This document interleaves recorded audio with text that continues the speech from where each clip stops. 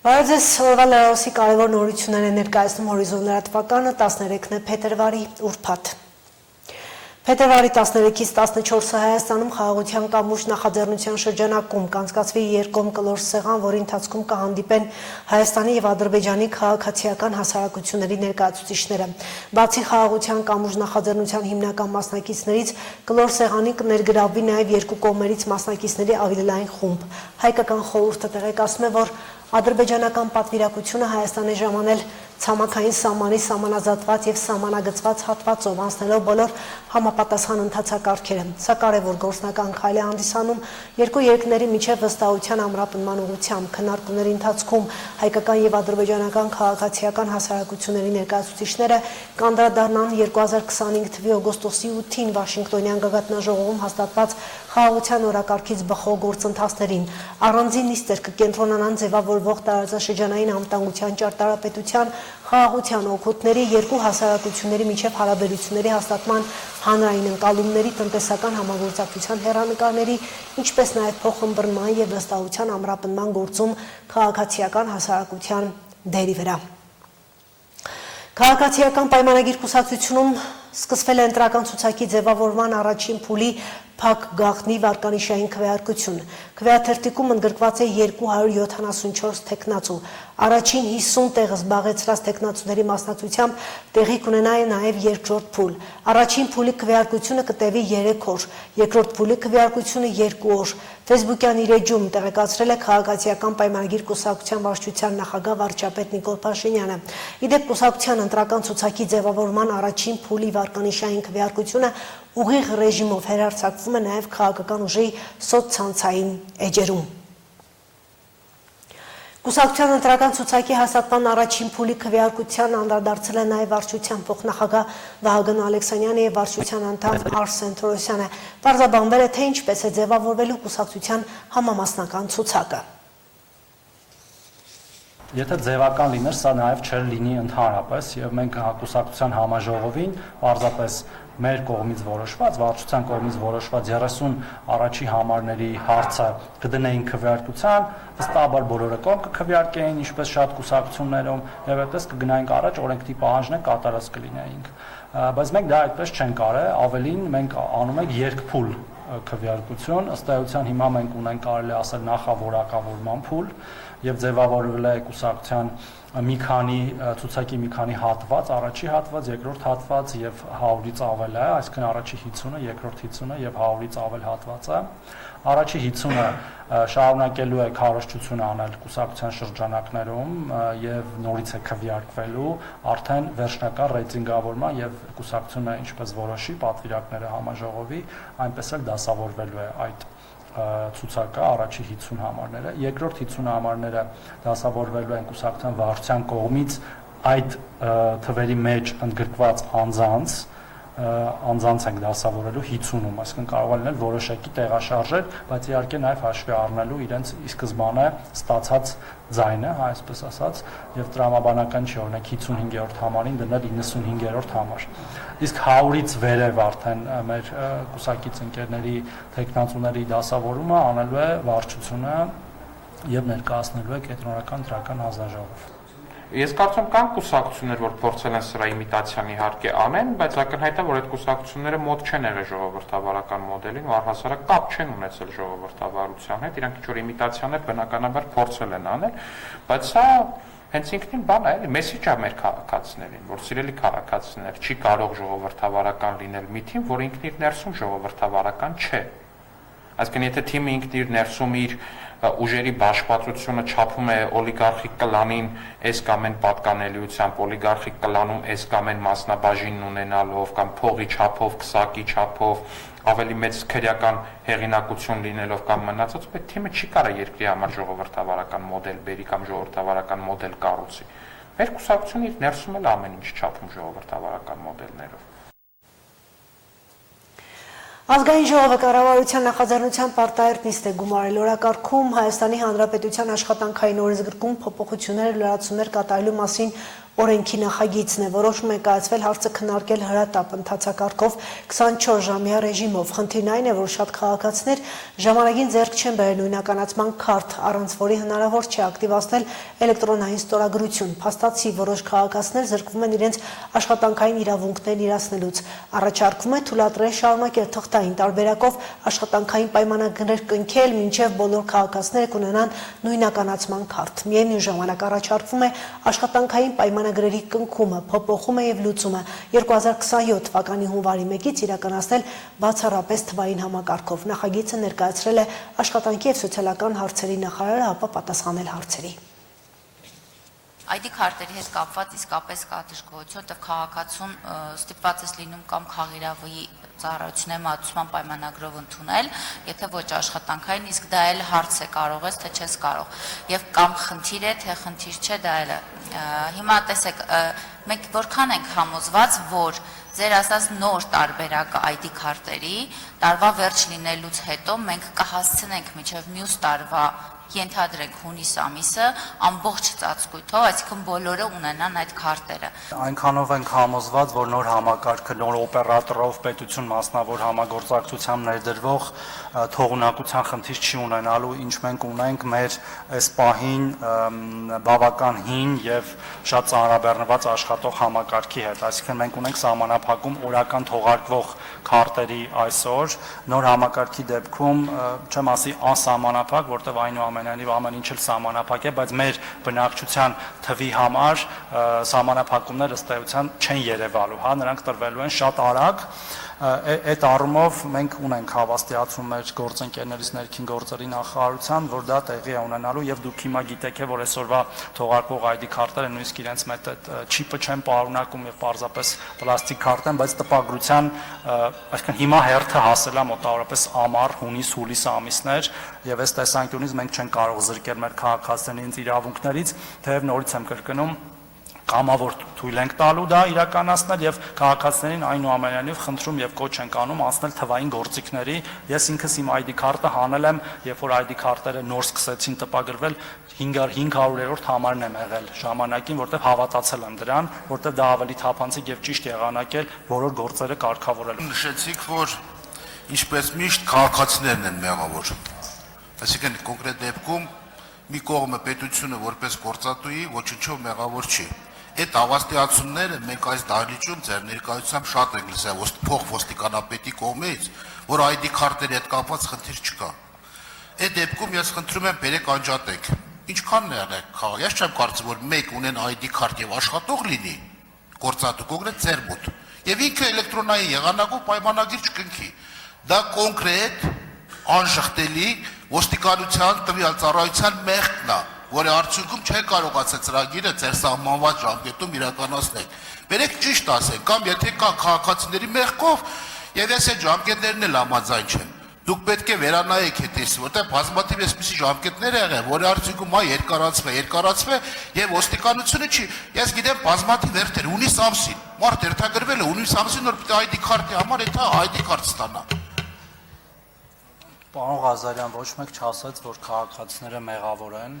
բացարձակ։ Ես ասում եմ, որ մեր շատ քաղաքացիներ չեն հասցրել իրենց ID քարտը վերցնել, որը անհրաժեշտ է էլեկտրոնային ստորագրություն ունենալու համար, բայց այլ 100,000-ավոր քաղաքացիներ էլ վերցրել են։ Մենք այս պահին խոսում ենք մոտ 200,000 քաղաքացու մասին, ով ունի աշխատանքային պայմանագիր, այսինքն գրանցված է որպես օրինական աշխատող պետական երկրապահների կոմիտեի համակարգում, բայց չունի ID քարտ, բայց այն մնացած 600,000-ից ավելին ունեն, եւ հետեւաբար դա քաղաքացու ընտրությունն է եղել եւ մենք խրախուսել ենք, որպեսզի տարբեր գործիքներից օգտվելու համար մեր քաղաքացիները դա անեն, նաեւ տվել ենք բավարար ժամանակ։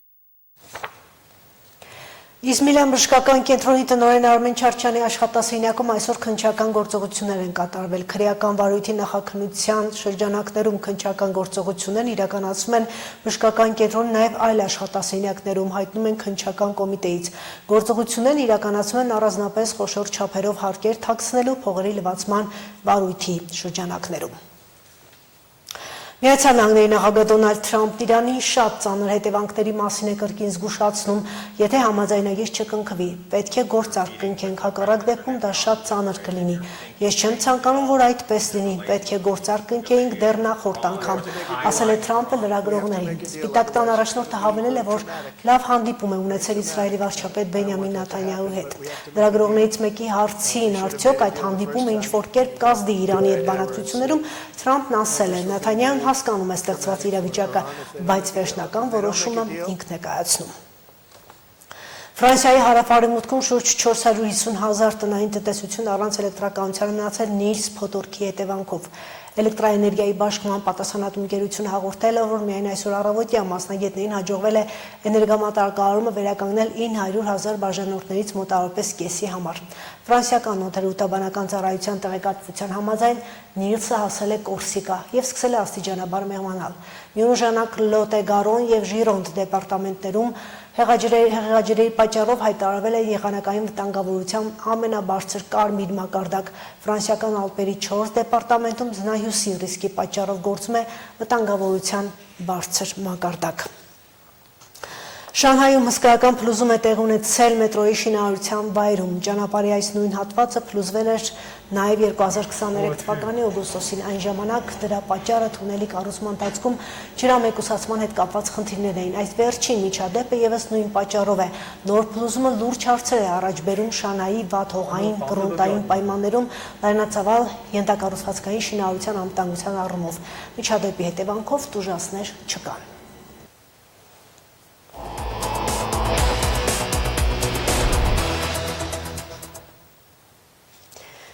Երբ արհեստական բանականությունը կիրառվում է օգտակար արժեք ստեղծելու համար, այլևս չի ընկալվում որպես վտանգ, դառնում է զարգացման հզոր գործիք։ Հենց այս մոտեցումով գյումրեցի ուսուցիչը հայկական հեքիաթները վերածում է մուլտֆիլմերի, կյանք տալով հերոսների սիրելի պատմությունները դարձնում է տեսանելի ու լսելի արհեստական բանականության կիրառմամբ։ Սոֆիա Մկրտչյանի ստեղծած Արմանիմա YouTube-յան ալիքը շատ երեխաների եւ ծնողների համար դարձել է կրթության, դասյարակության նորարար լուծում, հայկական ծանոթ ու սիրելի հեքիաթների ժամանակակից մշակումներով։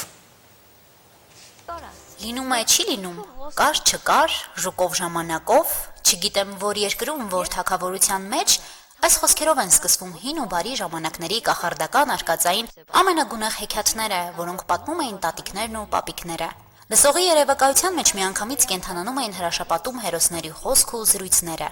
Մանկական հեքիաթ կարդալու ամենալավ սովորույթներից թերևս հեռանում են, որովհետև փոխարինել են տեխնիկան ու տեխնոլոգիաները, որոնց արհեստացին կերպարներում ավելի շատ ագրեսիա կա ու հաճախ անհասկանալի բովանդակության են։ Իսկ ինչ կլինի, եթե մեր սիրելի ժողովրդական հեքիաթները նորից կենթանություն ստանան։ Այս միտքն ունեցավ ուսուցիչ Սոֆիա Մկրտչյանը, երբ հերթական հայկական հեքիաթներ կարդում։ Քեռուս երեխաներին գրքեր էին նվիրել մանկական, որ կարդան, ես ուզեցի, որ կարդամ, կարդացի ու որոշեցի ինչ-որ մի հեքիաթի հետ կապված մուլտեր գեներացնեմ, տեսա, որ շատ քիչ են հեքիաթները որպես մուլտ սարքված, ուղղակի նկարներ են եւ հեղինակը խոսում է։ Հենց այդտեղից եկավ միտքը։ Սոֆիան անգլերեն է ուսուցանում, հենց երեխաների համար մի նոր լավ բան ստեղծելու ցանկությունն էլ դարձավ շարժիչ ուժ։ Վերցրեց Թումանյանի հեքիաթների ժողովածուն, բացեց համակարգիչն ու տող առ տող կարդացածին տվեց ձև, ապա մարմին, հետո ավելացրեց գույներ եւ ինչպես ինքն է ասում, հեքիաթին հավատալու հրաշքով ու արհեստական բանականության ծրագրերի օգնությամբ ստեղծագործեց։ Առաջին էկրանավորված հեքիաթը Անխելք մարդն էր։ Առաջին մուլտի հիմնական խնդիրը նա էր, որ ես դեռ չգիտեի, թե ինչ լավ ծրագրեր կան, որ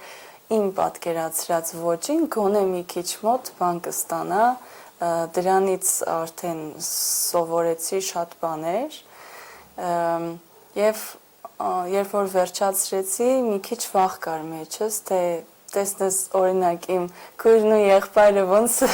կարձագանքեն, արդյոք կհավանեն թե չէ, ես իրանց կարծիքը հենց առաջինն եմ հարցնում, որպես երեխա, որովհետև իմ լսարանը պետք է լինի երեխաների եւ մեծերի։ Մի մուլտ կա, Ուլիկը հեքիաթը, որ արել եմ, հենց Ուլիկի դերակատարը փոքր եղբայրս է։ Էդ ով ես դու, չեմ ճանաչում։ Իմ մայրը այդպես չի կանչում։ Առաջին մուլտֆիլմի հաջողությունից եւ դրական արձագանքներից հետո Սոֆյան հիմնեց Arm Anima YouTube-յան ալիքը։ Իրար հետևից սկսեց ստեղծել ու տեղադրել հեքիաթների նոր ու առավել կատարելագործված տարբերակները։ Իսկ ինչպես են ծնվում այս մուլտֆիլմերը մարդու եւ արհեստական բանականության համագործակցությամբ։ Մի քանի փորձից հետո ընտրեցի այս կերպարը, արդեն գրում եմ, թե այս կերպարը որտեղ պետք է լինի, ինչ գործողություն պետք է կատարի, հենց այդ ստոպ կադրն է պետք ինձ։ Հայկական հեքիաթների էկրանավորման բարդ ու ժամանակատար փուլը կերպարների արտաքին տեսքի մշակումն է։ Հայի աչքունքից մինչև բնորոշ հասակը, դիմագիծը, հայկական տարազներն ու հագուստները։ Այս ամենը հեղինակը կատարում է դետալային, տասնյակ փորձերից հետո ստանալով իր պատկերացրած կերպարը։ Ի վերջո արհեստական բանականությունը ընդհանրապես գործիք է, որը չի կարող մարդու մտքերը 100% ճշգրտությամբ գեներացնել։ Դրա համար ուշադրություն է պետք, որպեսզի խուսափի սխալներից կամ կերպարների ձևախեղումից։ Ոսկու կարասը հեքիաթը ստեղծելուց հենց խնդիրը դրել էի տարազների վրա, որ հասկացվի, որ սա հայկական հեքիաթ է, մուլտ է։ Ու տարազները չէր կարողանում անել, օրինակ այստեղ տեսեք ձեռքն է, չի կարողացել անել, տարազի մեջ աղջիկա խաչ է ավելացրել, ինքը հային կապում է խաչի հետ ու տարազների մեջ հայկական խաչեր է ավելացնում, այսպես մոտավորապես ստացել եմ, իսկ սա իսկական հայկական տարազի նկար եմ տվել, որ հենց սա լինի իր հագը, շատ եմ փորձել, մի քանի փորձից հետո այսպես երկար, բարակ իրեն բացատրում եմ, թե ինչ պետք է լինի եւ այլն, մինչև որ ստացել եմ Ամենաարտիստիկ հատվածը հնչյունավորումն է, այստեղ էլ ամբողջապես դրսևորվում է նրա շնորհը։ Դերասանական ու երաժշտական ձիրքը օգնում են յուրաքանչյուր կերպարի համար ստեղծել բնորոշ ձայն։ Մեկի դեպքում թավ, մյուսի համար ավելի նուրբ ու կանացի կամ ծիծաղելի ու խաղային։ Կովիկ, կովիկ, կատ տուր ինձ, կատը տանեմ պարավին տամ, պարավը պոչս տա, կծեմ, կծմծեմ, գնամ ընկերներիս հասնեմ, որ ինձ չասեն, պոչա տաղվես, որտեղ էիր։ Դե գնա ինձ խոտ բեր։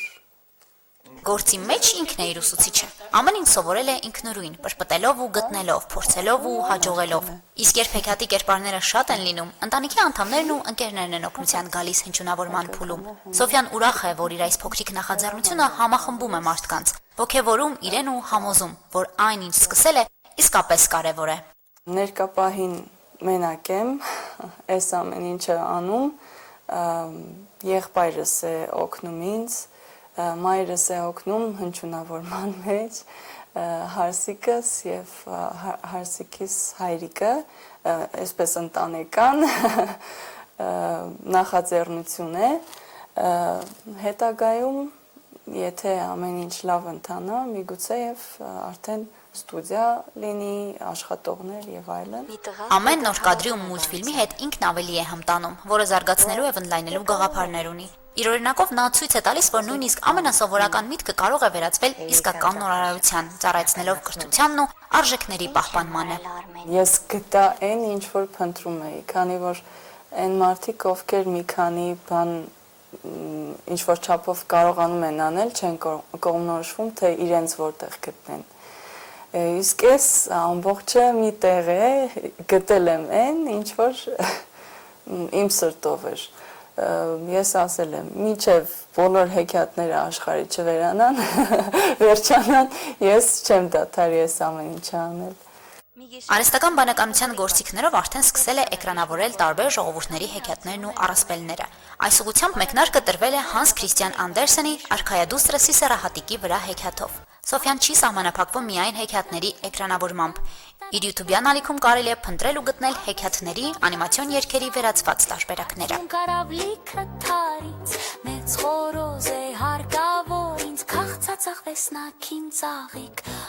Հասմիկ Թումասյան, Արարատ Ծատուրյան, Հորիզոն։